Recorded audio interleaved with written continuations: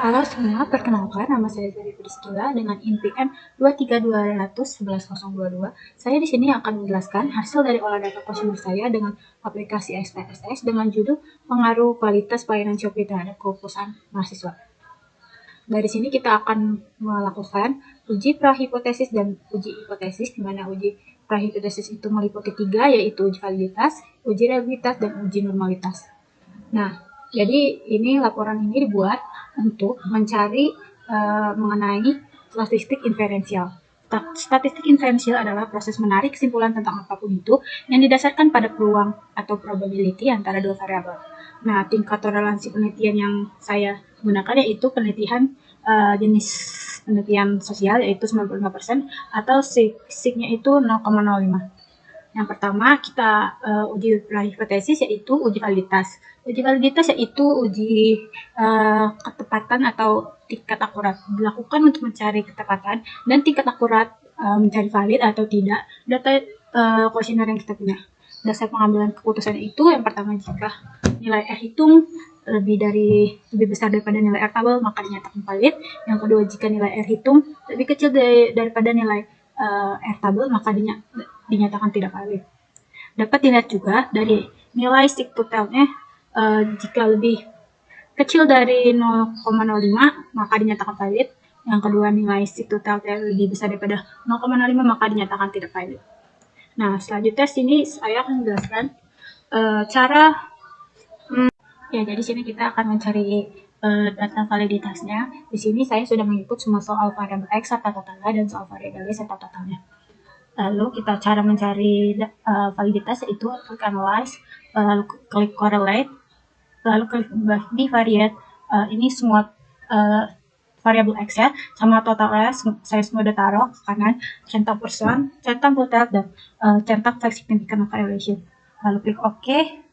Dan ini outputnya sudah ada, dan ini outputnya saya sudah pindahkan ke laporan SPSS saya.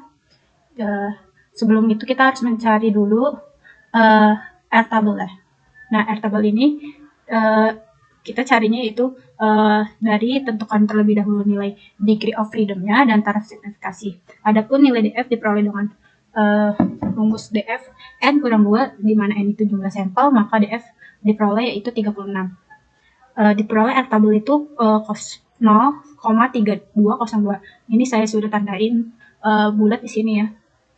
Jadi itu kita harus cari yang ini lebih besar daripada 0,3202. Ini X1 lebih besar, X1, 2, 3, 4, 5, 6, 7, 8, dan 10 itu valid.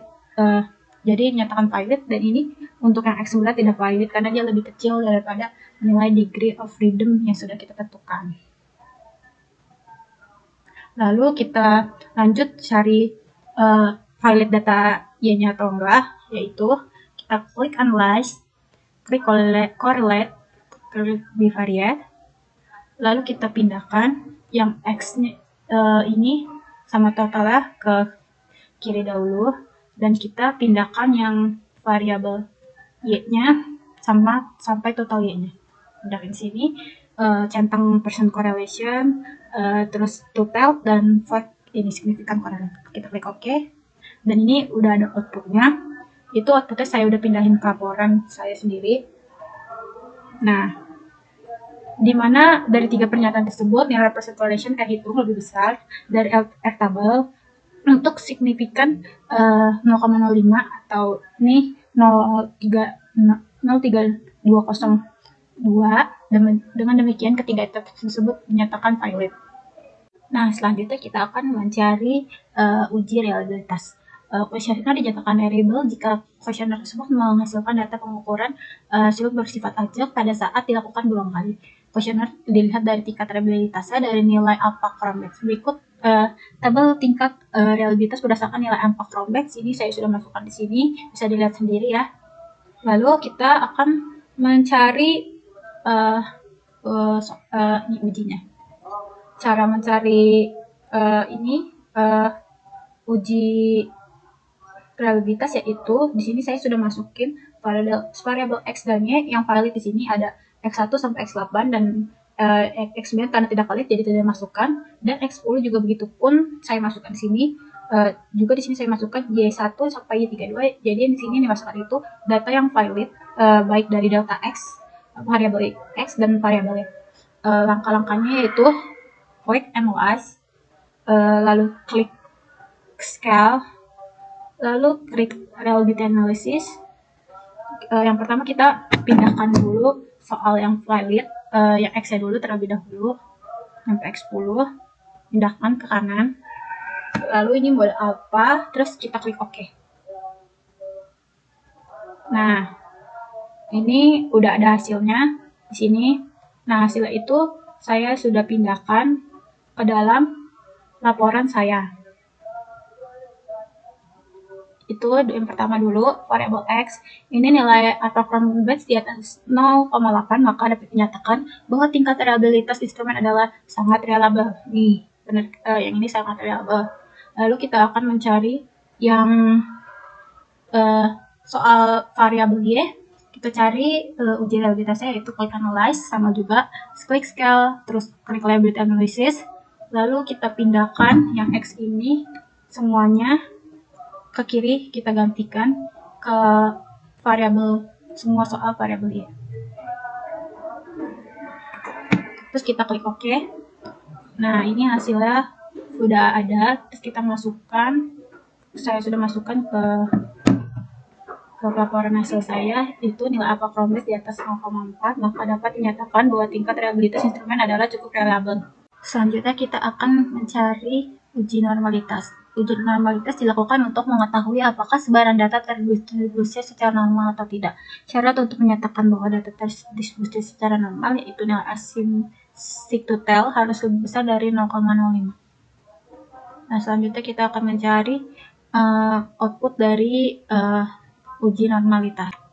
Nah, cara langkah-langkah kita mencarinya yaitu klik analyze, lalu kita klik regression, lalu kita klik linear, kita masukin ini kualitas variabel X, total variabel X itu di independen, dan kepuasan itu di dependen. Lalu kita klik save terlebih dahulu, lalu kita klik unstandardized, lalu kita klik continue. Nah, ini sudah ada hasilnya. Itu di sini, itu sudah saya pindahkan di laporan hasil saya. Di sini itu nilai yang saya dapatkan yaitu 0,179, yang berarti nilai asim sigtutel lebih besar daripada 0,5, maka data tersebut dinyatakan berdistribusi normal. Lalu kita lanjut ke yang uji terakhir, yaitu uji hipotesis. Saya di sini mengambil uji regresi karena judul yang saya ambil itu pengaruh. Uji hipotesis itu dilakukan untuk mengukur pengaruh suatu variabel independen, variabel X atau variabel bebas atau variabel pengaruh terhadap satu variabel dependen, variabel Y, variabel terikat atau variabel yang dipengaruhi. Dasar pengambil keputusannya itu, yang pertama, jika nilai T hitung lebih besar daripada nilai T tabel, maka terdapat pengaruh antara variabel, yaitu H0 ditolak, H diterima. Kedua, jika nilai T hitung lebih kecil daripada nilai tabel, maka tidak terdapat pengaruh antara variabel. Atau dapat dilihat dari nilai sig-nya, kalau dia lebih kecil dari 0,05, maka terdapat pengaruh antara variabel. Yang kedua, nilai sig-nya lebih besar daripada 0,05, maka tidak terdapat pengaruh antara variabel. Lalu kita akan mencari uji regresi. Yaitu kita cari caranya, yaitu di sini ada nilai total X dan total Y. Nah, kita langsung cari aja, yaitu caranya klik analyze, lalu klik regression, lalu kita ke linear.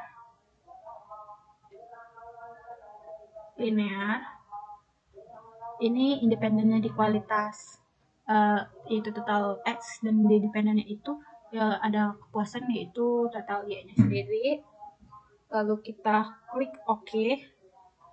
Nah, di sini udah ada nih hasilnya kan. Nah, selanjutnya ini saya udah sama juga, udah saya pindahin ke laporan saya, yaitu di sini saya mengambil pengambil ini nilai R-square-nya yaitu 0,060. Nilai ini menunjukkan bahwa pengaruh variabel kualitas pelayanan Shopee terhadap kepuasan konsumen adalah sebesar 6%, sedangkan sisanya 94% kepuasan konsumen dipengaruhi oleh variabel lain. Nah, uji tesis yang saya ambil itu nilai SIG. Di sini nilai SIG saya itu 0,14, yang berarti nilai SIG total saya lebih besar daripada 0,05. Dengan demikian HA0 diterima dan HA ditolak.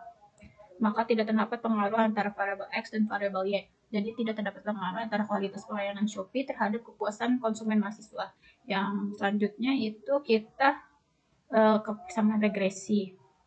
Y sama dengan ini 7,194 ditambah 0,073.